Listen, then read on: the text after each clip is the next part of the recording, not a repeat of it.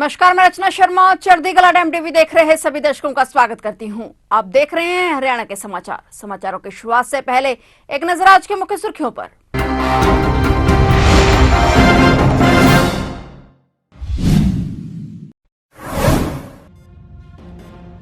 बेअदबी मामले में राम रहीम को सुप्रीम कोर्ट से नहीं मिली राहत। 18 मार्च तक टली सुनवाई। पंजाब सरकार को जवाब के लिए 3 सप्ताह का मिला समय।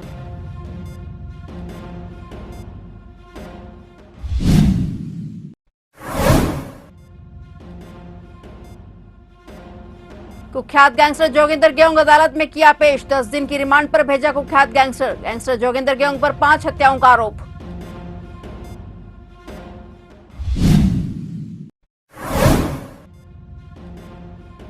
हरियाणा का 2 लाख करोड़ का बजट पेश करेंगे सीएम सैनी। हरियाणा के नायब बजट में दिखेगी केंद्र के मोदी बजट की झलक। मुख्यमंत्री नायब सिंह सैनी स्वयं तैयार कर रहे राज्य का बजट।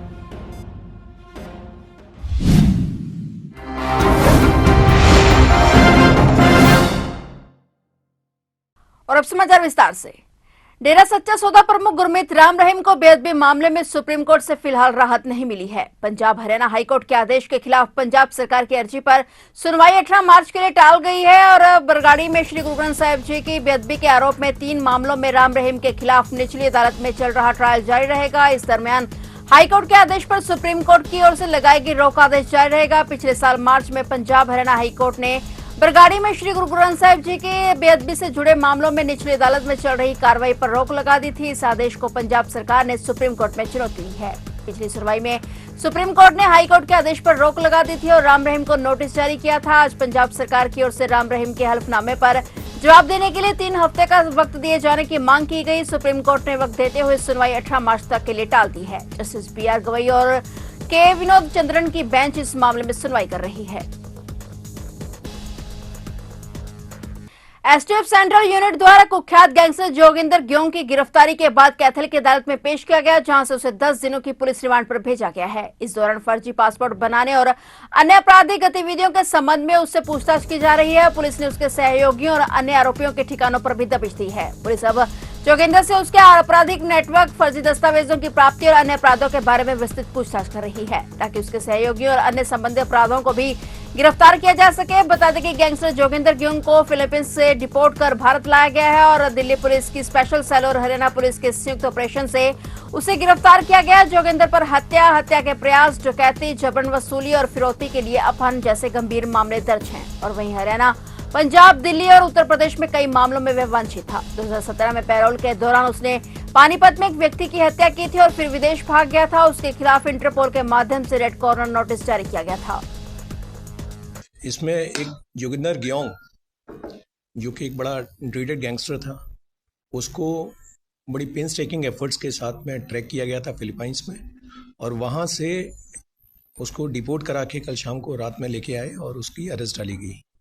ये ऑपरेशन पिछले 1-1.5 साल से चल रहा था और इसमें एक्टिव शेयरिंग ऑफ इंटेलिजेंस हुई थी दिल्ली पुलिस स्पेशल सेल और हरियाणा पुलिस के बीच में, जहाँ पे छोटी से छोटी चीज को एक दूसरे के साथ शेयर किया गया। हरियाणा में आए दिन पुलिस और बदमाशों के बीच मुठभेड़ के मामले सामने आ रहे हैं, जहां पलवल में पुलिस ने 2 बदमाशों को मार गिराया है। पुलिस ने उनके ऊपर 1-1 लाख रुपए का इनाम भी रखा हुआ था। पुलिस ने बताया कि उनके और भी साथी हैं जो कि अभी फरार चल रहे हैं। पुलिस उनकी तलाश में जुटी हुई है। जल्द ही उन्हें भी गिरफ्तार कर लिया जाएगा। बता दें कि यह मुठभेड़ पलवल नू मार्ग पर लालवा गांव के पास हुई और पुलिस अधिकारियों के मुताबिक पहले बदमाशों ने फायरिंग शुरू की। इसमें CIA incharge police sub inspector Deepak Gulia और उनकी टीम के 2 पुलिसकर्मी कुलदीप और नरेंद्र को गोलियां लगी। उन तीनों पुलिसकर्मियों को कोई नुकसान नहीं हुआ क्योंकि उन्होंने बुलेट प्रूफ जैकेट पहना हुआ था। और इस मुठभेड़ में जोरावर और नीरज उर्फ नीरिया नाम के 2 बदमाशों की मौत हो गई है। ये दोनों हरियाणा के रेवाड़ी के रहने वाले थे। ये दोनों बदमाश एक कुख्यात गैंगस्टर के शूटर थे।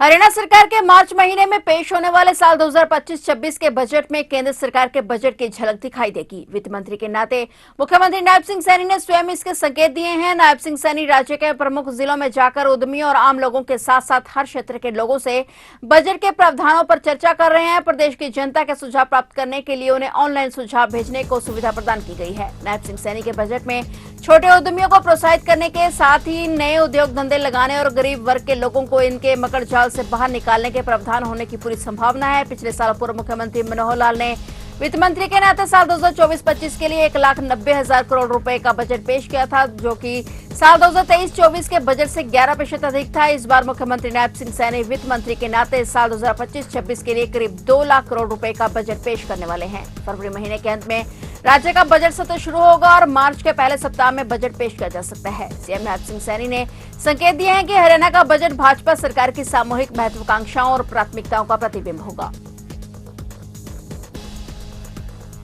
दिल्ली में विधानसभा चुनाव के लिए 5 फरवरी को मतदान होगा। 8 फरवरी को परिणाम आएंगे। हरियाणा के सीएम नायब सिंह सैनी समेत कई मंत्री दिल्ली में चुनाव प्रचार में जुटे हुए हैं। वहीं हरियाणा सरकार ने दिल्ली विधानसभा चुनाव के लिए 5 फरवरी को उनके कर्मचारियों के लिए संवैधानिक अवकाश की घोषणा की है, जो कि हरियाणा में कार्यरत है। दिल्ली विधानसभा 2025 के लिए 5 फरवरी को मतदान होगा। सैनी सरकार की तरफ से सभी सरकारी कार्यालयों, शैक्षणिक संस्थानों, बोर्ड और निगम आदि में कार्यरत उन कर्मचारियों को जो राष्ट्रीय राजधानी क्षेत्र दिल्ली में मतदाता के रूप में पंजीकृत है, उनके लिए सेवावेतन अवकाश, विशेष आकस्मिक अवकाश की अधिसूचना के माध्यम से घोषणा की गई है। सीएम सैनी ने कहा कि हरियाणा में स्थित विभिन्न कारखानों, दुकानों और निजी प्रतिष्ठानों के कर्मचारी जो राष्ट्रीय राजधानी क्षेत्र दिल्ली में मतदाता के रूप में पंजीकृत हैं, धारा 135B के तहत संवैधानिक अवकाश के हकदार हैं। किसान नेता जगजीत सिंह डल्लेवाल के अनशन को आज 70 दिन हो गए हैं और इस बीच डल्लेवाल की तबीयत भी खराब हो रही है, लेकिन किसान नेता डल्लेवाल का कहना है कि मांगे पूरी होने तक अनशन जारी रहेगा। वहीं दूसरी तरफ किसानों द्वारा 3 पंचायतें की जाएंगी। वित्त मंत्री निर्मला सीतारमण ने 1 फरवरी शनिवार को बजट पेश किया था और इसे लेकर भी किसानों ने निराशा जताई है। किसानों का कहना है कि वे पिछले 1 साल से अपनी मांगों को लेकर संघर्ष कर रहे हैं, लेकिन पारित बजट में एमएसपी की कोई कानूनी गारंटी का जिक्र नहीं किया गया। वहीं किसानों ने 11 फरवरी से 13 फरवरी तक 3 महापंचायतों का आयोजन किया है। 11 फरवरी को रतनपुरा मोर्चे पर, 12 फरवरी को दाता सिंह वाला खनौरी मोर्चे पर और 13 फरवरी को शंभू मोर्चे पर किसानों की बड़ी महापंचायत होगी। इसके लिए पंजाब, हरियाणा और राजस्थान में भी बैठकों का आयोजन किया जा रहा है। बता दें कि 13 फरवरी 2024 को किसानों ने फसलों के एमएसपी समेत 13 मांगों को लेकर आंदोलन की शुरुआत की थी। फरीदाबाद जिले में गुरुग्राम रोड पर मागर पुलिस चौकी के पास रोड़ी से भरा ट्राला बिजली के खंभे से टकरा गया, जिससे ट्राले में आग लग गई। इस हादसे में ट्राला ड्राइवर की जलकर मौत हो गई। आग लगने की सूचना मिलते ही फायर ब्रिगेड की गाड़ी मौके पर पहुंची और आग को बुझाया गया। आग बुझने के बाद ड्राइवर के शव को बाहर निकालकर पोस्टमार्टम के लिए फरीदाबाद के बादशाह खान अस्पताल में भेज दिया गया है। बताया जा रहा है कि यह हादसा सुबह 5 बजे के करीब हुआ और ट्राला रोड़ी लेकर गुरुग्राम से निकला था। जैसे ही मागर चौकी के पास दिल्ली की तरफ जाने के लिए मुड़ने लगा तो उससे बिजली के खंभे में टक्कर मार दी और शायद ड्राइवर ट्राला को मोड़ नहीं पाया और बेकाबू होकर बिजली के खंभे से टकरा गया, जिसके कारण ट्राले में आग लग गई और आग लगने के बाद ड्राइवर ट्राले के कैबिन में फंस गया और उसकी जलकर मौत हो गई। ड्राइवर की पहचान 30 वर्षीय इमरान खान के नाम से हुई है। ट्राले में आग लगने से पास में ही खड़ी एक कार में भी आग लग गई। नूह से दर्दनाक मामला सामने आया है। नूह में ओवर स्पीड कार ने 14 वर्षीय बच्चे को टक्कर मार दी और हादसे के वक्त किशोर का सिर फट गया और हाथ पैर टूट गए। इस हादसे में किशोर की मौके पर ही मौत हो गई। घटना को अंजाम देने के बाद चालक मौके से फरार हो गया। मामले के बारे में पता लगने पर पुलिस भी मौके पर पहुंची। पुलिस ने शव को कब्जे में लेकर पोस्टमार्टम के लिए भिजवा दिया है। पुलिस ने चालक के खिलाफ केस दर्ज कर मामले की जांच शुरू कर दी है। मृतक की पहचान 14 वर्षीय साहिब के तौर पर हुई है। हादसे के बाद ड्राइवर कार लेकर मौके से फरार हो गया और पुलिस ने शिकायत के आधार पर अज्ञात कार ड्राइवर के खिलाफ केस दर्ज कर लिया है। पुलिस ने ड्राइवर की गाड़ी का नंबर का भी पता लगा लिया है। इसके आधार पर ही पुलिस आगे की कार्रवाई में जुटी है। पुलिस का कहना है कि पोस्टमार्टम के बाद शव परिजनों को सौंप दिया जाएगा।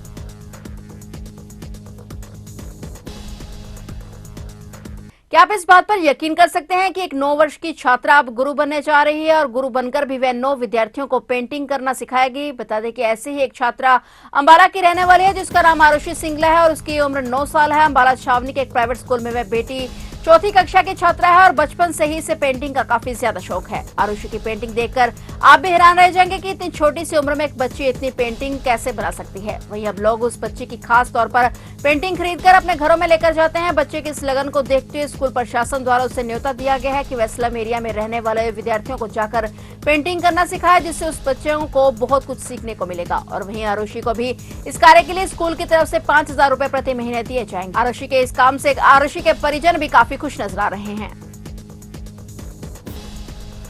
फिलहाल हरियाणा के समाचारों में इतना ही और नए समाचारों के साथ फिर से हाजिर होंगे। तब तक के लिए देखते रहिए चढ़ती कला टाइम टीवी।